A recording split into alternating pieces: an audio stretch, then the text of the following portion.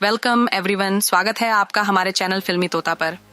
आप सभी लोगों ने एनिमेटेड मूवीज तो देखी होगी जिसमें आपको कॉमेडी, एक्शन, ड्रामा और अन्य चीजें मिली होंगी। इसके साथ ही अगर आपको इमोशनल बैकग्राउंड भी मिलता है तो यह एक पूर्ण पैकेज होता है। दोस्तों, आज मैं आपके सामने एक मूवी लेकर आई हूँ जो 2017 की एक कंप्यूटर एनिमेटेड फैंटेसी मूवी है। इस मूवी ने बॉक्स ऑफिस पर काफी धमाल मचाया था।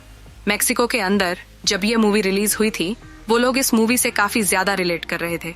हर उम्र के लोगों ने इस मूवी को देखने के लिए एक बार जरूर समय निकाला था। इस मूवी में स्टोरी का प्लॉट आपको बहुत ही शानदार लगेगा और इसके साथ ही आप कुछ ऐसे इमोशनल फील होंगे जिसका प्रभाव आपको काफी दिनों तक याद रहेगा। तो बिना प्रतीक्षा किए आइए मैं आपको एक ऐसी रूहानी दुनिया में लेकर जाती हूँ जहाँ हम सभी लोग सोचते हैं कि आखिर उस रूहानी दुनिया का राज क्या है। कहानी की शुरुआत एक मिगेल नाम के बच्चे की आवाज से होती है। वह अपने परिवार के बैकग्राउंड में बताता है कि उसकी ग्रेट ग्रेट ग्रेट ग्रैंडमदर होती हैं जिनका नाम है माल्डा। उनके साथ ही उनके हस्बैंड और एक बेटी कोको भी रहती थी। उनके हस्बैंड का सपना था म्यूजिशियन बनने का, लेकिन कुछ ही समय बाद में वे अपनी फैमिली को छोड़कर अपने सपनों को पूरा करने के लिए निकल पड़े थे। माल्डा इस बात से इतनी ज्यादा नाराज थी कि उन्होंने अपने हस्बैंड की हर चीज मिटा दी थी और कुछ समय बाद में सरवाइव करने के लिए उन्होंने सिंगल मदर के तौर पर शूज व्यापार शुरू किया। जब उनकी बेटी कोको बड़ी हो गई तो उसके बाद उसने उसे भी शूज व्यापार सिखाया और इसके बाद यह कारोबार पीढ़ी दर पीढ़ी चलता रहा। वह अपनी ग्रेट ग्रेट ग्रेट ग्रैंडमदर के साथ महानतम खुश हैं। हालांकि उनकी याददाश्त धीरे धीरे कम होती जा रही है, फिर भी वह उन्हें बहुत खुश रखता है। मिगेल की पूरी फैमिली शूज बनाती है, लेकिन इसके बावजूद उसे इसमें बिल्कुल भी इंटरेस्ट नहीं था। यहाँ पर मिगेल सबसे ज्यादा इंस्पायर्ड था अर्नेस्टो डाला क्रूज से। मिगेल बताता है कि एक टाइम में डाला क्रूज यहाँ के सबसे बड़े म्यूजिशियन हुआ करते थे। सभी लोग उनके फैन होते थे, लेकिन एक दिन एक कॉन्सर्ट में बेल गिरने से उनकी मौत हो जाती है। उसके बाद वह सोचता है कि अगर डाला क्रूज म्यूजिशियन बन सकता है तो मैं भी एक दिन बहुत बड़ा म्यूजिशियन बन सकता हूँ, क्योंकि मिगेल को म्यूजिक बहुत पसंद था। एक दिन वो एक म्यूजिशियन के शूज पॉलिश कर रहा था। वो म्यूजिशियन मिगेल को कहता है कि तुम भी एक म्यूजिशियन बन सकते हो अगर तुम में इसकी चाह है। मिगेल कहता है कि मेरी फैमिली ऐसा कभी नहीं करने देगी। तो म्यूजिशियन कहता है कि यह तुम्हारी प्रॉब्लम है। अगर तुम्हें कुछ करके दिखाना है तो तुम्हें उसके लिए ये चीज प्रूफ भी करनी पड़ेगी। और उसी टाइम पे मिगेल की ग्रैंडमदर वहाँ पे आ जाती है और उस गिटारिस्ट को मारपीट कर वहाँ से भगा देती है और मिगेल को वार्निंग देती है कि तुम अगली बार से ऐसा कोई काम नहीं करोगे। घर आने के बाद सभी लोग मिगेल से काफी ज्यादा गुस्सा थे कि वो एक गिटारिस्ट के शूज पॉलिश कर रहा था। मिगेल कहता है कि मैं यहाँ पे पब्लिक प्लाजा पर अपना परफॉर्मेंस देना चाहता हूँ। ग्रैंड मदर कहती है कि आज डे ऑफ द डेड है, यानी कि वो सारे लोग जो अब हमारी इस दुनिया को छोड़ कर चले गए हैं, उन्हें याद करने का दिन। तुम अगर उन्हें याद करोगे और उनकी ब्लेसिंग लोगे तो ये हमारे लिए सबसे अच्छी बात होगी। मिगेल वहाँ से मूड ऑफ करके अपने उस कमरे में चला जाता है जहाँ पे वो अपने गिटार प्रैक्टिस करता था। वो डाला क्रूज को अपना आइडल मानता था, इसलिए उसने हर जगह पे उसी की तस्वीरें लगा रखी थी और उसी के साथ वह उसे हर टाइम याद किया करता था और उसी के गानों पर प्रैक्टिस किया करता था। मिगेल ने तय कर लिया था कि वो पब्लिक प्लाजा पर अपना परफॉर्मेंस जरूर देगा, लेकिन उसी वक्त उसके फैमिली मेंबर उसे देख लेते हैं और उसे बोला जाता है कि तुम्हारे लिए गुड न्यूज है, हम लोग तुम्हें हमारे फैमिली शू बिजनेस के अंदर शामिल करने वाले हैं। मिगेल को तो ये चीज पसंद ही नहीं थी। वो वहां से जब गिटार लेकर जाने वाला था तब वहां पे उसका डॉग दांते भी था और उसी टाइम उनकी सबसे ग्रेट ग्रैंडमदर यानी इमेल्डा की तस्वीर गिर जाती है और जब वो उस तस्वीर को उठा के देखता है तो वो कुछ फोल्ड करी हुई थी। उसी के अंदर वो अपने ग्रेट ग्रेट ग्रैंडफादर को देखता है जिनके हाथ में एक गिटार था और उसके बाद उसे पता चलता है कि उसके अंदर म्यूजिक की चाह है, क्योंकि उसकी फैमिली मेंबर भी म्यूजिशियन ही थे। ये बात जब वो अपनी सारी फैमिली मेंबर को बताता है तो सारे लोग उससे गुस्सा हो जाते हैं और वहां पे उसकी ग्रैंडमदर उसका गिटार तोड़ देती है। उसकी फैमिली के अंदर म्यूजिक का दूर दूर तक कोई नाम नहीं था। वो पब्लिक प्लाजा में पहुंचता है गिटार परफॉर्मेंस देने के लिए, लेकिन उसके पास अब कोई भी गिटार नहीं था कि तभी वहां पर वो टोम पे लिखा हुआ एक मैसेज पढ़ता है। इसी कारण वो पहुंच जाता है डेला क्रूज के टोम पे जहां पर उनका सबसे पुराना गिटार रखा हुआ था। मिगेल वो गिटार चोरी करके बाहर लेके जाने के लिए सोचता है, लेकिन उसी टाइम वहां पे एक मैजिक हो जाता है। सभी लोग जब उस टोम के अंदर पहुंचते हैं तो देखते हैं कि डेला क्रूज का गिटार नीचे जमीन पर गिरा हुआ है। वहां पे डर के भागने लगता है, लेकिन होता यह है कि कोई भी इंसान उसे टच नहीं कर पाता और वो इंसानों के आर पार होके बाहर निकलने लग जाता है। मिगेल डर के मारे गिर जाता है और उसे जब कोई हाथ देता है तो वो कोई इंसान नहीं बल्कि स्केलेटन था। और ये स्केलेटन मिगेल के ही फैमिली के थे, यानी कि वो अब खुद भी एक डैड बन चुका था और सारी की सारी फैमिली जो कि अब स्केलेटन बन चुकी है वो उससे मिलने लगती है। वो फैमिली मेंबर्स कहते हैं कि अभी तक मालडा यहाँ पे नहीं पहुँच पाई है, उन्हें ब्रिज क्रॉस करने में कुछ परेशानी आ रही है। तो वो फैमिली मेंबर्स कहते हैं कि अब जब तुम मिगेल यहाँ पे आ ही चुके हो तो चलो तुम्हें हम रूहानी दुनिया में लेकर चलते हैं। और अब मिगेल को वो ब्रिज क्रॉस कराते हुए एक इतनी सुंदर दुनिया में ले चलते हैं जहाँ पर हम सभी के वह फैमिली मेंबर्स हैं जो कि अब इस इंसानी दुनिया को छोड़ चुके थे।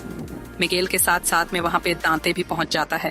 वो सभी लोग देखते हैं कि मालडा यहाँ पर लद्देच रही थी। मालडा को कहा गया था कि आपकी पिक्चर इस साल ऑर्फेंडो में नहीं लगाई गई है, इसका मतलब है कि आपको याद नहीं किया गया है, इसी कारण आप ये ब्रिज क्रॉस नहीं कर सकते हैं। तो मालडा कहती है कि हर साल मुझे याद किया जाता है, तुम ही लोगों से कोई गलती हुई होगी। और अब वो मिगेल से मिलकर कहती है कि तुम यहाँ पे इस दुनिया में कैसे पहुँच गए हो। तो मिगेल उसे सारी बात बताता है। तो मालडा कहती है कि पूर्वजों को गिफ्ट दिए जाते हैं, ना कि कोई चीज चोरी की जाती है। और अब इस चीज को सही करने के लिए उसे एक ब्लेसिंग चाहिए थी। इस ब्लेसिंग को लेते ही वो वापस से अपने दुनिया में पहुंच सकता था। मालडा उसे ब्लेसिंग देती है, तुम वापस से अपने घर जाओ, सभी लोगों को याद करो और म्यूजिशियन कभी मत बनना। मिगेल ये ब्लेसिंग लेकर जब अपनी दुनिया में पहुंचता है तो वो फिर से गिटार उठा लेता है, यानी कि वो फिर से एक मरे हुए इंसान की चीज चोरी करता है।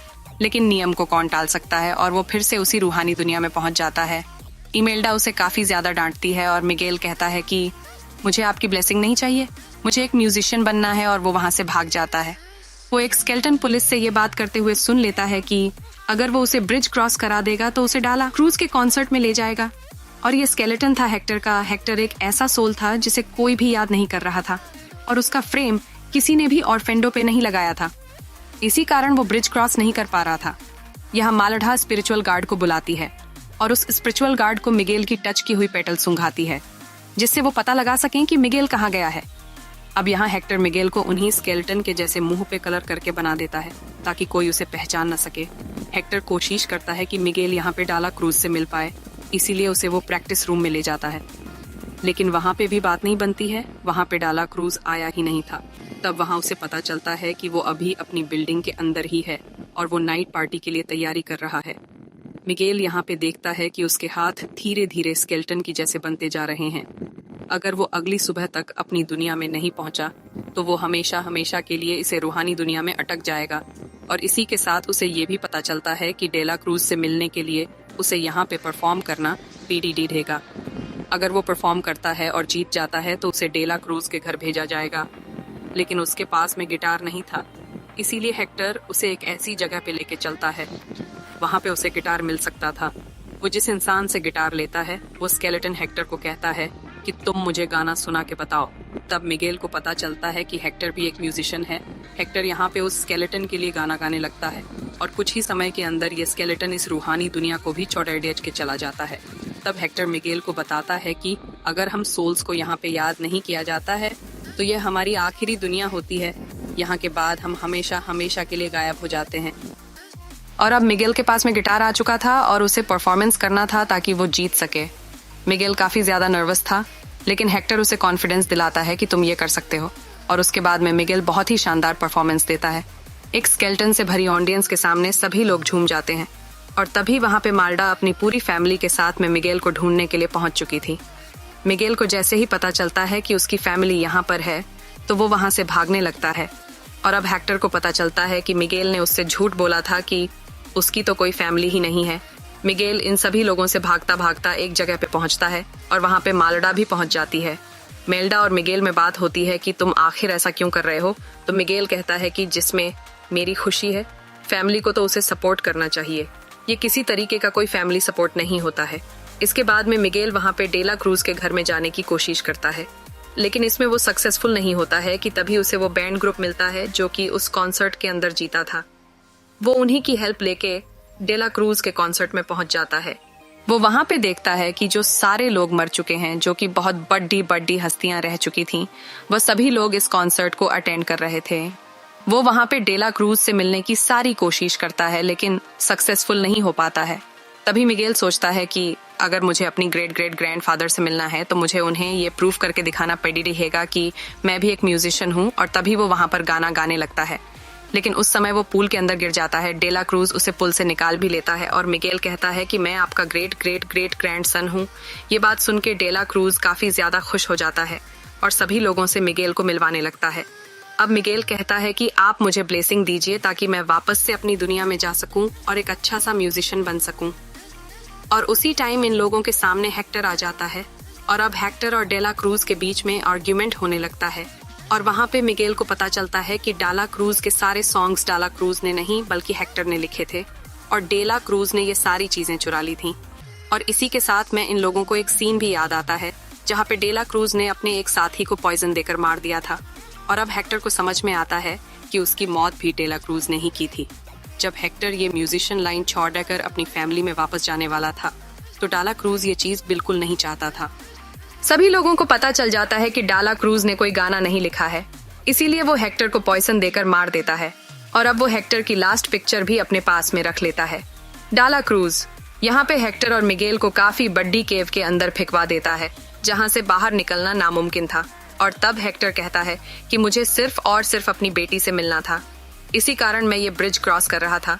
वो अपनी बेटी का नाम कोको लेता है और उसी टाइम मिगेल को पता चलता है कि उसकी ग्रैंड मदर का नाम कोको है।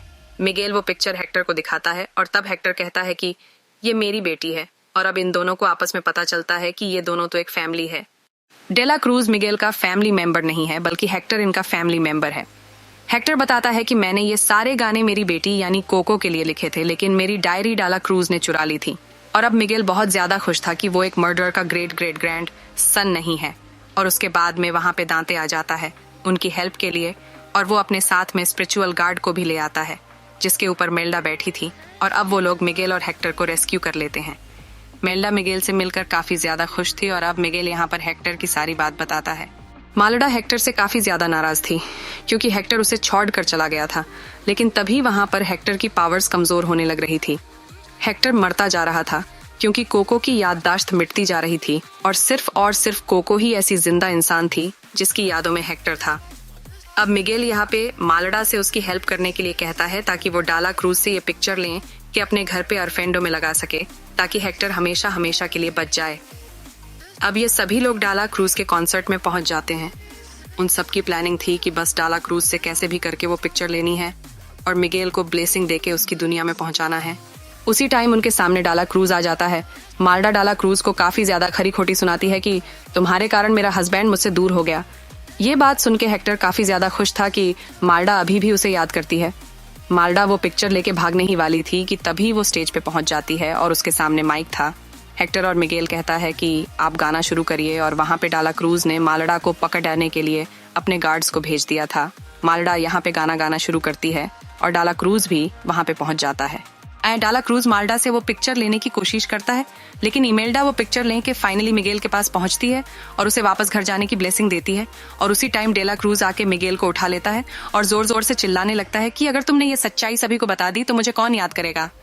ये सारी की सारी चीज मिगेल की फैमिली मेंबर ने रिकॉर्ड कर ली थी और अब ये सारी चीज वहां पे बैठे सारी की सारी ऑडियंस को लाइव दिख रही थी। उसके बाद में डेला क्रूज मिगेल को इतनी बड़ी बिल्डिंग से नीचे फेंक देता है, लेकिन स्पिरिचुअल गार्ड उसे बचा लेता है। डेला क्रूज जब स्टेज पे आता है तब तक काफी देर हो चुकी थी। सभी लोगों को पता चल चुका था कि डेला क्रूज एक झूठा और मर्डरर है। स्पिरिचुअल गार्ड पहले मिगेल को बचाता है और उसके बाद में डेला क्रूज के पास पहुंच जाता है। और अब यहाँ पे कहानी का सबसे इमोशनल सीन आता है जहाँ पर हेक्टर बस मरने ही वाला था क्योंकि कोको के पास में उसकी यादें धीरे धीरे कम होती जा रही थी।